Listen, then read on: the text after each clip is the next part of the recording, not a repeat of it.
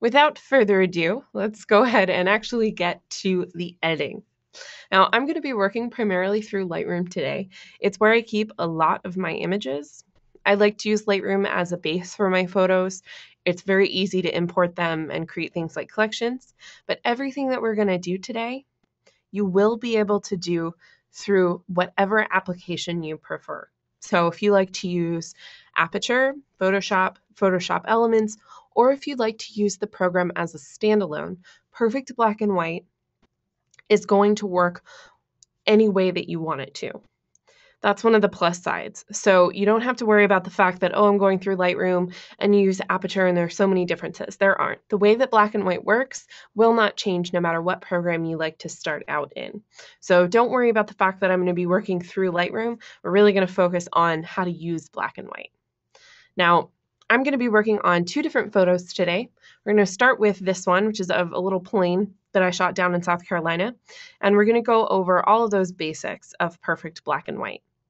We're also going to talk a little bit about this image here, and we'll go over a couple more of some of the basics. So let's go ahead and get started here. I'm going to go ahead and right-click on my image and go to Edit In and choose Perfect Black and White. Now, one of the biggest things that I recommend before you go into the program itself is that you create a copy.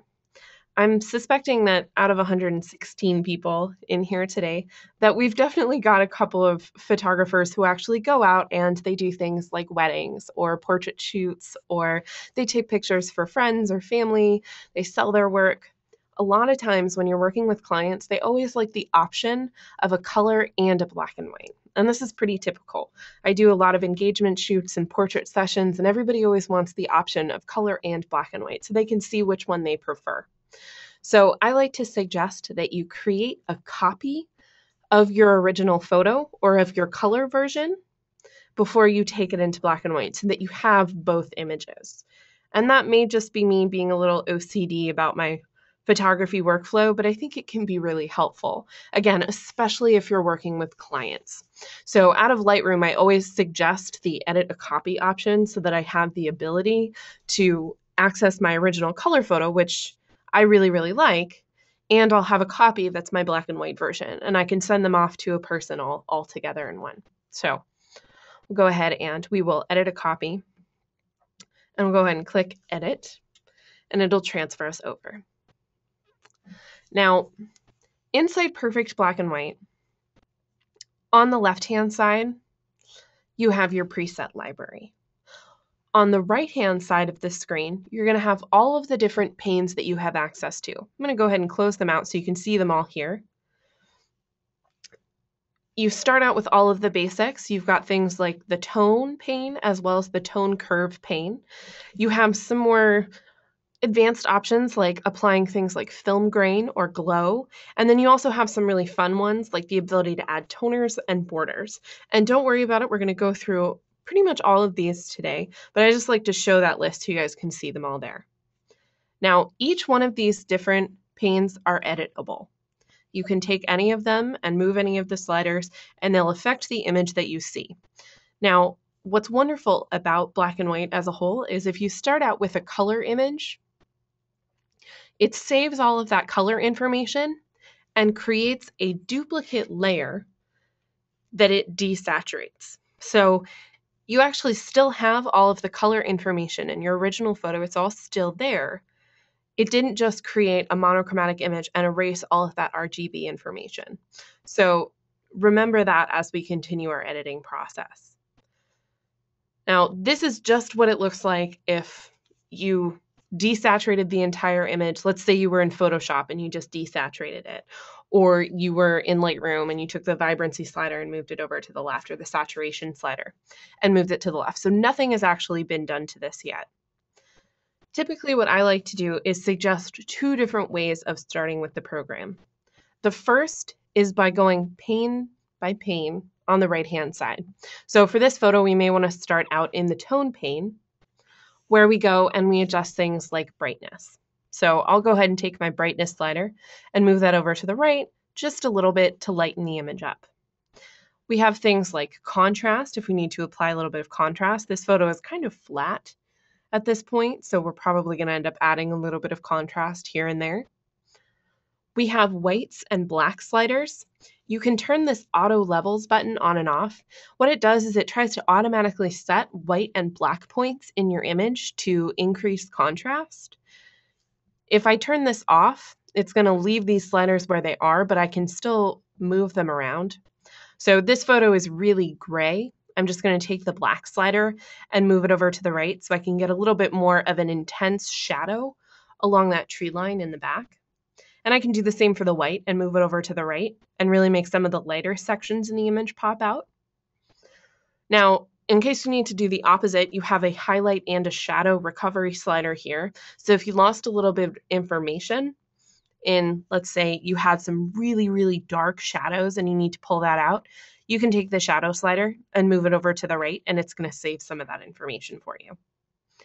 Now, the last slider here is really great. It's the detail slider. Now, it doesn't go in and take an image that is out of focus and make it look as though it's in focus or detailed, but it takes an image that already has a nice amount of detail. So let me go ahead and zoom in here. And just in case, the keyboard shortcut for zooming in and out is Control or Command plus or Control or Command minus. So if you use any sort of photo editing program, that's usually pretty typical. We save all of those different keyboard shortcuts so that you guys can have access to them, so you can move in and out really quickly, which is nice. So what the detail slider does is it goes in and it pays attention to all of those little edges in the photo. So look at the areas around all of these little branches in the trees, or all of these lines on the plane, all of those little details there. And it adds contrast so that it intensifies it and makes it look like it's a little bit more detailed. So we'll go ahead and take this and move that slider over to the right. And as I do so, it just crisps up the entire image.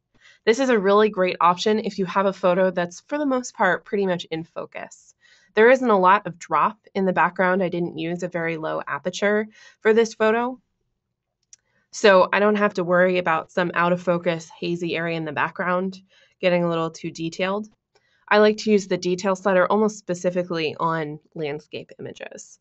Most of the time, they're pretty heavily in focus from front to back, and that detail slider really can bring out a lot of those smaller little sections in the image and make it pop. So we'll go ahead and turn that detail slider on. Let's go ahead and zoom back out there. Now, down below is the color response pane. Now, earlier I mentioned that the image has saved all of the color information. So all of the blues of the sky, the greens and the yellows of the field, all of those strip colors that are on the plane, all of that color information is still there. And you can actually see it by clicking the preview button on the bottom left-hand corner of your screen. I'm kind of hovering my mouse over down the bottom there so you can see it. There's this little preview box, and when I check this off, it shows me my original photo. And there you can see the yellow, green, and red on the plane. You can see all those colors in the sky and in the field. All of it is still there. When I turn that preview box back on, it shows me what my black and white image is. And this is up to the point where I have edited it. Now, what the color response pane does is it responds to all of that color information underneath this black and white layer. So we're going to start out and let's play around with the red slider. What these sliders do is they lighten or darken a specific color channel. Now, when you look at this original image here, you'll see that there's this nice red strip that goes right along the bottom of the plane. So when we take the red slider and we move it to the left or the right, it's going to lighten and darken that color. So let's move it over to the right. You'll see it really blew out that strip. And as I move it to the left, it's going to darken it. Now you'll also notice that it's affecting a whole bunch of other reds in the image. This photo has quite a bit of red that's happening, these kind of little pinkish splotches in the field, as well as this really nice pink hue that's happening in the background. So it's going to affect all of the reds in the image, not just a single stripe. So that is really important to note. These are universal edits for your entire image. So let's go ahead and darken those reds a little bit. And we can play around with any of these different sliders if we want to, like the yellow slider.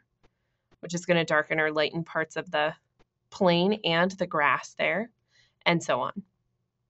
Now, down at the bottom, there's this button called Auto Mix. And what it does is it tries to look at your image and try and automatically play around with each one of these different sliders to help create a little bit better look for your photo.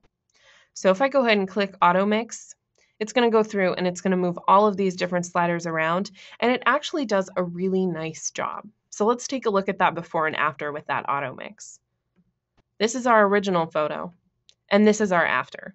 It just goes in and it darkens some of the details in the image so that it looks like the plane has a little bit more punch of contrast, and that can work really well in this photo.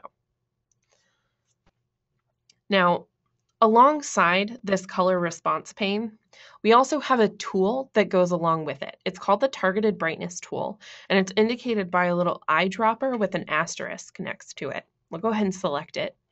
And when you choose it, you get this little crosshair. And I know there we go. It's a little bit easier to see when it's not over a big white sky.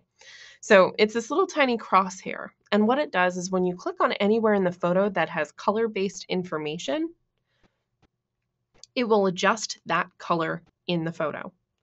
So let's go ahead and let's click up at the top of the sky here.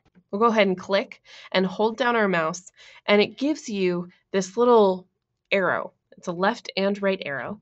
When I drag my mouse to the right, it's going to lighten that color. And when I drag my mouse to the left, it's going to darken that color. And you'll see on the right-hand side in the color response pane, it's moving that blue slider to the left and the right. Now, this is completely up to you, whether you'd like to use this slider and use this targeted brightness tool. Some people really love it, and some people just much prefer to play around with the actual sliders there. One of the things that I always like to note about this tool too is when we look at our original photo, this sky is pretty saturated. I added a little bit of vibrance to the image before we took it in here. So this isn't straight off of my camera. I went through and I did a little bit of editing to the image, and this sky has a nice strong blue to it. Now, when you use this tool, if you click on somewhere in the image that doesn't have a lot of color information and it's not well saturated, you're going to get this little dialog that pops up. And it's because you've clicked on an area in your image that has a low saturation content to it. So you need to click on somewhere more vibrant. And this is pretty typical. So if you have an image like this one where you've got a lot of bright areas, you have this strip right in the center that doesn't have, it's a little muddy. This isn't a very strong pink. These trees are kind of this sad brownish color. There isn't a lot of intensity there. So be careful with that tool, because sometimes there are going to be areas in your image where it's not going to work. It has to have strong color content. Now, we'll switch back to my hand tool there. Now, down below, we've got a whole bunch of other panes. I'm going to skip over a few because I want to talk about some a little bit more readily. The first is going to be the film grain pane. Now, you can still actually go out and shoot film, which is really wonderful. So if you want to pick up a really cheap 35mm, you can still buy Ilford Delta, which was my favorite film type. So you can actually go out and shoot film, or you can shoot digital and make it look like film. And one of the ways that you can do that is by using the film grain pane. Now, what's wonderful about this is we can go ahead and turn it on or off. Each one of these lower panes down here have on and off buttons. There are a few, like the tone pane and the color response pane, that you can't turn on and off. And you can zero all of these options out if you don't want to make any tone or color response adjustment changes. That's fine. But down here you can turn panes on and off. So I'll go ahead and turn the film grain pane on. And down below is the film type drop-down menu. These are a whole bunch of different scanned options. We actually took real physical film, we took photos, and we scanned it in and copied the grain and created these presets that are specific to the type of film that you want to access. So if you were an old film shooter, you can actually choose your favorite type of film. So mine is my favorite is something called Ilford Delta. It is actually still sold today, and it's sold at 400 ISO. That's actually, I believe it's the only ISO they still sell it at. They have ones that are lower, but I really like the Ilford Delta. It is my favorite. So you can go ahead and you can choose which Ilford Delta you'd like to select. There's -1, +2, and neutral. And each one of those different options refers back to the exposure of the image when it was taken. So if you expose an image with grain in it, if you're taking a picture in film, if you overexpose, the grain looks different than when you underexposed. So the grain actually adjusts depending on how you've exposed a photo. Film grain is really amazing. And if you've never shot film, you definitely should. It's a really fun process.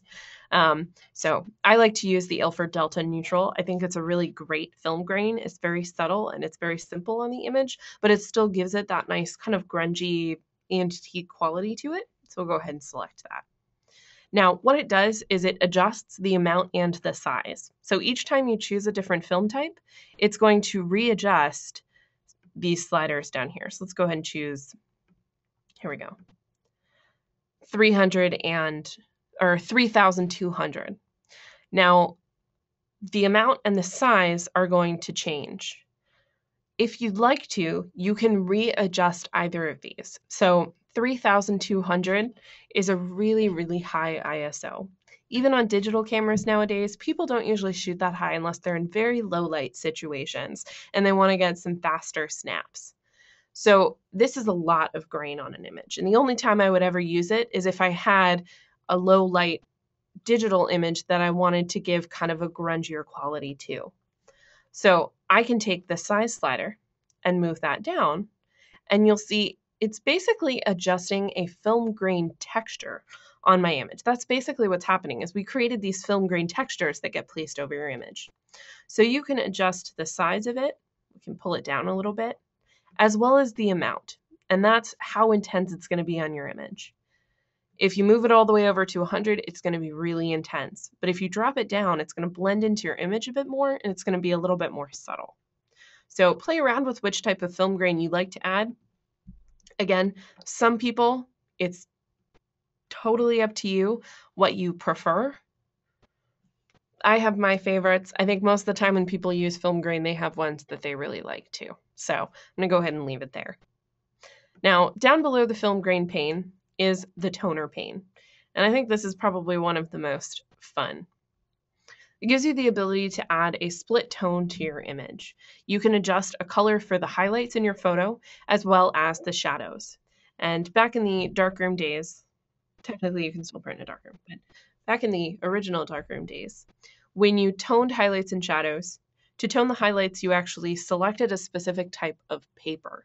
And the color of the paper was what affected the color of the highlights. So a lot of famous photographers liked to print on warm paper that actually had a yellow tint to it. And it gave all of their highlights a nice warm tone. To color the shadows, you actually adjusted the type of silver gelatin that you would use when processing your prints. And it would adjust the color of the darker tones that it was creating. It's actually a really, really cool process. And we kind of went through and we played around with different toner presets that you can recreate from old photo stylings. So if you open up the preset drop-down menu, it selects the first option, which is Antique Ambrotype, which is an old school style of images that you can make. And Ambrotypes had this cyan blue tone to them, almost like a cyanotype, and it was really beautiful. We've got a whole bunch of other options in here. We have some popular ones like black tea and coffee, which add different warming, kind of orangey reddish filters. There's copper, which adds this kind of magenta styling to it. We have a couple of other fun options like a gold, which if you used to tone your images with gold, it actually created a soft purple that was added to your image. Now, we do have basics like sepia tones and selenium toners. So it's totally up to you which ones you like. We're going to go ahead and stick with selenium 2. We'll go ahead and choose that option. Now, if you don't particularly like a color or you'd like to create your own toner, you can do that just by clicking inside either of these little icons here, these color icons. So the color that's affecting the shadows right now is this like plum purple. And if I click inside that icon, it's going to open up the select color dialog where I can adjust. So let's say we want to make that color lighter, because you'll see as it gets darker, it gets less saturated. But as I pull it so that it's lighter, it gets brighter as well as more saturated. So I might make it a little bit brighter, and I can move my mouse around this little spectrum here to choose a color that I think is going to work best. Go ahead and click OK. Now, the amount sliders adjust how intense those colors are on your photo. So if I move this to the right, it's going to get really intense. And if I move it to the left, it's going to be a little bit more subdued. I can adjust the amount slider for the paper or the highlights as well. It's just a white color, so it's not going to make a difference to the highlights. But if I choose a different color, we can play around. So let's say that we want kind of a yellowish tone there. We'll go ahead and click OK. And I can adjust how intense I want that to be on my highlights as well. And then the balance slider right here adjusts how much the highlights color is affecting the image and how much the shadow color is affecting. So as I moved this balance slider to the left and the right, it either creates a more purple image or a more yellow image. So you can choose how you'd like to use this balance slider. I always play around with it just a little bit to find that nice little sweet spot. Now, down below, you've got some basic panels down here, ones that I'm suspecting most of you guys have probably played around with before.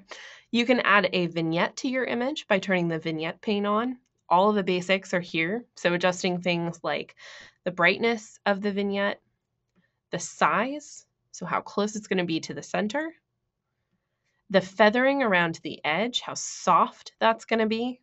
I always like a very nice soft edge on my vignettes, as well as roundness. And roundness affects whether it's going to be, let's pull that size in, whether it's going to be more square or whether it's going to be oval or whether it's going to be a circular spotlight. So everybody seems to be a little bit different about what they prefer on their vignettes. I like mine to be a little bit square, a little less oval, a little bit more square. That's just me. So everybody's just a tad different about which ones they prefer. Go ahead and leave mine like that. Now, the style drop-down menu is how the vignette is going to blend into your photo. So we're going to drop that down to -100, so it's really intense. If it's left at normal, it's basically a dark overlay being placed on your image. Subtle and soft are two different options. Soft is going to be a little bit more intense as it blends it into your photo. Subtle is going to be the most simple option, and this is typically the one that I like the most because it's not as obvious that you've added a really intense vignette to your image. That's why they call it the subtle option. So I much prefer that over any of the others because it makes it look a little bit more realistic. So that's always the one that I end up using. And then one of the last ones down here that I'm going to talk about is the border pane. You can actually apply a border to your image if you'd like to. Go ahead and turn that pane on.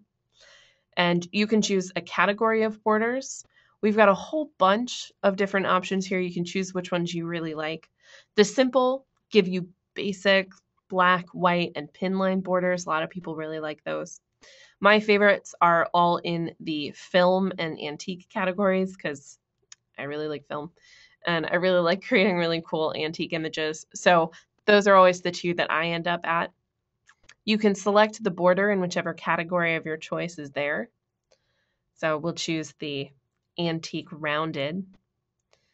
The blending mode can adjust how you'd like to blend the border into your image. If you choose options like soft light or overlay, it actually blends it into your photo and you get this really cool kind of inset look, which I think is really fun, but for this one, I'm going to leave it normal. And then the size adjusts how close it is to the edge of your photo.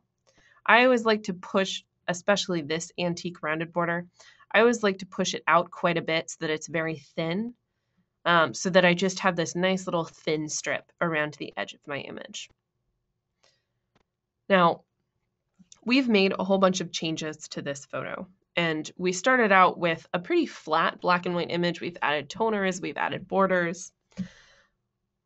One of the things that I always suggest when you go through and you make adjustments like this in black and white is you save it as a preset. And we're going to talk about presets now. Presets are a way for you to save all of the information changes and slider changes that you adjusted on the right-hand side in every single one of these panes, from the tone pane all the way down to the border pane, and things like the size slider in the border pane will be saved. The auto mix option that we may have chosen in the color response pane, or the fact that we really like to intensify the blues and make them a little bit brighter. The detail adjustments, the toner adjustments, all of those are going to be saved in a preset.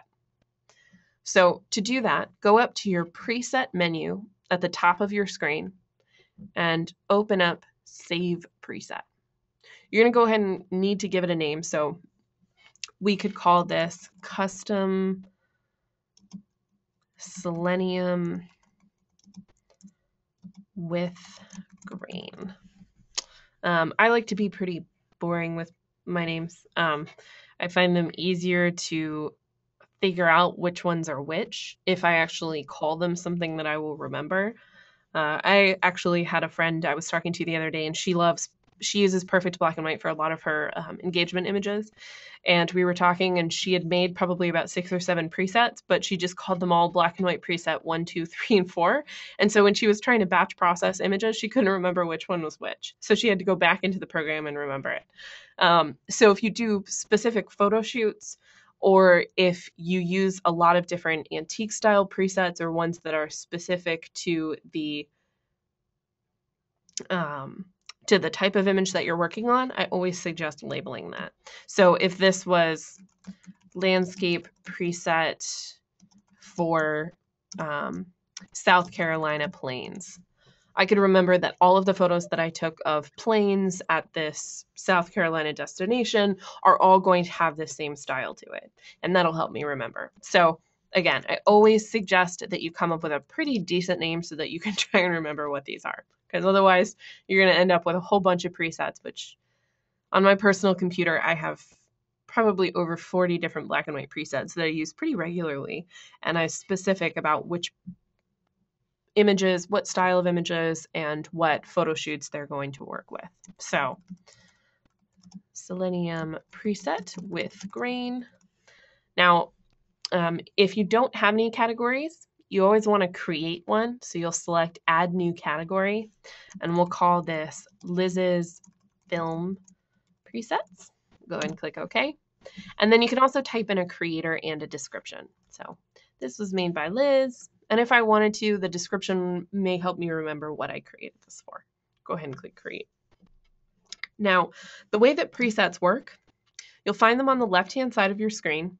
We have on-one presets as well as user presets. Go ahead and open up those user presets. There's Liz's film presets, and right up at the top is Customize Selenium preset with grain. Now, if I click on this, it's not going to do anything with the image. Black and white is a single layer based program. So we created this preset. You can't stack multiple presets together. Now, if we go and we choose an on-one preset, for instance, let's open up the 20th Century Classic Silver category here. And I'm going to scroll down and choose one of my favorites. It's called Ansel in the Valley. We'll go ahead and click to apply it. And this is a completely different preset that was used on the image, and it replaced all of the changes that we made on the right-hand side in our different panes with the ones that go along with that Ansel in the Valley preset. Now, what's wonderful about this is because we made our own user preset, if I decide I don't really like the Ansel in the Valley one, I'll just click on the Customize Selenium preset with grain, and I can go back to where I was. So that's one of the many reasons why I suggest creating lots of presets. They take up absolutely no space on your computer, so you don't have to worry about, packing your computer down with tons and tons of information there. They are minuscule files, so if you create lots of them, you can delete them and readjust them very easily. Now let's go ahead and open up that on one presets category. Now we have a ton of different options here. You can choose which ones you really like. I like the 20th century classic silver, that's one of my favorites, as well as the 19th century processes. Now what's cool about each one of these is they have this little icon that you're going to see popping up when I hover my mouse over the different categories. That icon indicates our quick view browser. And if you haven't heard of this, it's actually really cool. You can view all of the different presets in a category in a full screen view. So let's go ahead and do that. I'm going to choose 19th century processes and we'll click on the quick view browser icon. These are all of the different presets that are inside that category. There's a thumbnail slider on the bottom left-hand corner of your screen, which if I move this over to the right, now I get these nice 3 columns and I can go through and I can find a preset that I think works for this image. So we'll scroll through and I really like, let me scroll down and see if I can find the ones I love. So I really like the palladium and the platinum prints. They have this really cool vintage, like handmade print look to them. I think they're really nice. We also have these really beautiful tintype options if you want to create kind of a fake tintype, which is fun. So I'm going to go ahead and scroll up and choose the ambrotype option, which is, I think I mentioned it earlier, but it's an old darkroom technique that you can actually still recreate nowadays if you have access to all of the chemicals. I'll go ahead and click to apply it. And it's a really, really nice effect on the photo. I think the blue that's in ambrotypes is really beautiful. Now let's go over to the left-hand side in the preset library and let's open up the, where is it? The 21st Century Modern Digital category. Now these are slightly different presets. These are ones that aren't really old school darkroom techniques. These are a little bit different, ones that we've created, ones that we've seen out in the world that we've kind of tried to recreate. And they're just a little bit different. We have one called HDR Landscape, which is going to go through and it's going to brighten up a lot of the shadows and highlights in an image and really make sure that everything is pretty neutral in the photo. We have one called Modern Straight, which is this really intense, kind of very dark and grungy look, as well as one called Modern Vintage, which has this really cool kind of funky border that goes around it. It's high grain. It has kind of a soft toner to it. So when you find one that you really like, I use this Modern Straight option quite a bit because it is kind of darker and grungier. Anytime that you like a preset, there is a flag on the top left-hand corner of it inside your preset library. When you click inside this flag, it fills in and it saves that preset as a favorite. Up at the top of your screen, you'll see next to your presets library is your favorites library. These are all of my favorite presets, the ones that I've chosen and I've clicked with flags, and they're the ones that I use the most. So one of my favorite kind of vintagey looks is this one called Over a Barrel, which is named after a photographer. And I use this a lot. It's one of my absolute favorites. Another one that I use for portraits all the time, I keep in here as well. So anytime that I come into the software and I know that I'm looking for Over a Barrel, instead of trying to find it in my presets library and trying to remember which category it's in, I just jump to my favorites and select it from there. Now, if you don't like any preset that's in here, you can click inside a flag and it will remove it from your favorites library. So I just took out 2 different film presets that I don't necessarily like. Let's say I really don't like this high speed, low drag, which has this really, really intense grain on it. I'll just click it to remove it. So use that favorites category. It's really useful. All right, let me go ahead and close that for you. Now, one of the last things that I'm going to mention, let's go back to our nice ambrotype here, is anytime that you add a preset from the on one category, you can continually adjust it. So the ambrotype works really well for this image, except for the fact that I don't like the border. The emulsion border doesn't really work for me. I don't want it on my image. So I'm going to go over to the right-hand side of my screen to my border pane and just turn it off. Then let's say we want to go up and we're going to adjust the toner here. The toner is really intense on this image, and I want to just take it down a notch. So I'm going to take my amount slider and move it to the left on both of these here.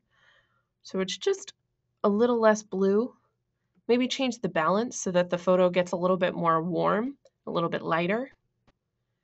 And then maybe we'll go up and play around with our color response pane.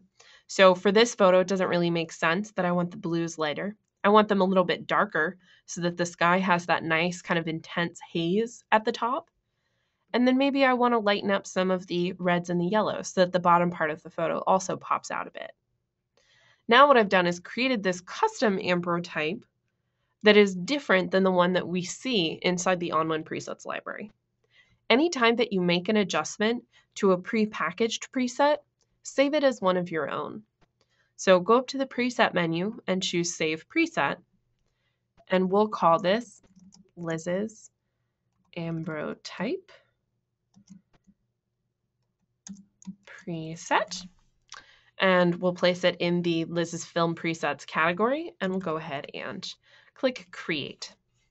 Now, instead of going to the ambrotype that's inside the On1 presets, I'll just jump over to my user presets and I will select my own customized ambrotype that I prefer over the one that came with the suite. So use those On1 presets as guidelines. They're great starting places for your images, and they're a good way for you to take a look at an image and see whether you like the idea. Sometimes in black and white, just starting over on the right-hand side can get kind of hazy, and there's so many different options there, and being given all of those options can be kind of exhausting. So I like to use the On1 presets as baselines and then adjust them accordingly on the right. And with so many different options, you have tons of different ways that you can customize them. So you're never left for information here. All of it is still there. Now, the last thing that we are going to talk about before I start answering some questions is I want to introduce you very quickly to the brush tools. I haven't really talked about that yet, mostly because this is pretty basic and I really wanted to go over all of those beginner information about presets and all of the different panes on the right. But the brush tools are really important, and we're going to be going over them a little bit more in the advanced seminar so that you can see a little bit more about how they're used. But all of the adjustments that we've seen so far have been universal.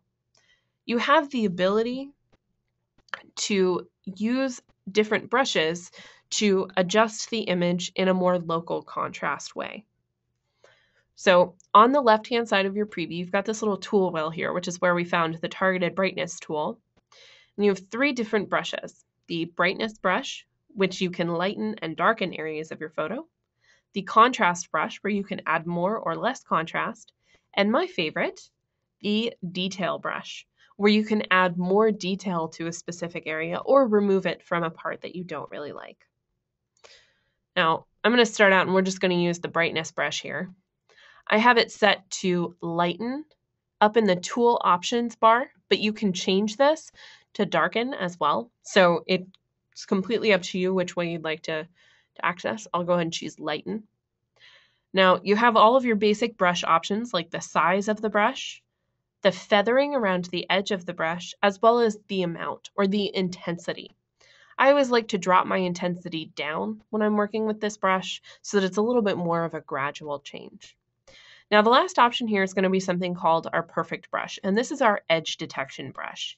It's really useful when you need to make very specific masks. If I turn this off, let's say that we want to go and lighten up this field area on the right. So I'll go ahead and we'll start, let me up the amount so you can really see how this is going to change. So we're just going to paint on the right-hand side of the screen. And it's not too hard to hit up along the edge of the field. But when I get along the edge of the plane there, it's going to be a little bit harder to have to paint around. I want to make sure that I'm really exact. And I can make my brush smaller and bigger and try and get around all of those little tiny spots. But the Perfect brush is going to help me do that in a more exact fashion. Now, if you make any mistakes with any of these brush tools, just go up to the Edit menu and choose Undo. You have a large amount of undo, so you don't have to worry about if you make multiple different brush strokes, you can't undo more than once. You can. You are perfectly fine. So let's go ahead and turn that perfect brush on there. And we're going to go through, and this time we're going to lighten it, except I'm not at all worrying about going over any of the edges here. Despite the fact that a large portion of this brush is going over parts of the plane, it's only lightening the field, and it left everything else alone, including the tree line there. So that I have this really, really nice area down here that I've customized. We're clicking at these little tiny strips in here too. It does a great job of being really specific. So the Perfect brush works with all three of these different tools: the brightness, the contrast, and the detail brush. And you can turn it on or off if you want to. I always like to keep it on because I think it does a great job of recognizing all of those different tiny little details. It responds to color information, so do remember that. When it's looking at this photo, it's responding to all of those kind of pinks, greens, and yellows that are in the field, so it knows to leave areas like the trees, the white of the plane, and that really intense green of the plane completely alone. So do remember that it does work on that type of information. Now let's go ahead and select that contrast brush, and we can do the same thing there. I'm going to go ahead and up the amount, and we're going to click and paint on a little bit more contrast on the fields down at the bottom. And we can go through and play around with that there. And the detail brush will do the same thing. We're just going to click and paint, and you'll see it's crisping up all of those little tiny tendrils in the grass. And again, it's leaving everything else alone. Now for this one, I want to add detail to the entire bottom of the image, and I don't need to be that exact. So this would be a good way for me to turn that Perfect brush off. We'll go ahead and just kind of very casually paint across the entire bottom of the image. I don't have to worry about adding any detail to weird spots in the sky. I want to leave that nice and soft, but I don't need to use the Perfect brush and be extremely exact here. So turning it off just makes it go a little bit faster, and I can get some nice detail in the bottom, and my sky can have that nice soft gradient in the background. Now, when we're done with any of these images, if they're saved as PSD files, the black and white will be saved as a separate layer on top of your original color image. If you save it as a JPEG, it's going to flatten the photo. So remember that as you're clicking the apply button, or you're saving out of black and white and you're going into another program. PSDs save the black and white color. PSDs save a black and white layer on top of your original color photo, whereas saving it as a JPEG or a TIFF file will squish it down and you won't have access to the color photo as well as the black and white layer. Now, if you were smart and you created a duplicate, which is what I definitely suggest you do, you won't really have to worry about the fact that you're overwriting your original photo. And that is one of the plus sides of creating duplicates, is it doesn't matter how you save it, you'll always have your original color photo again.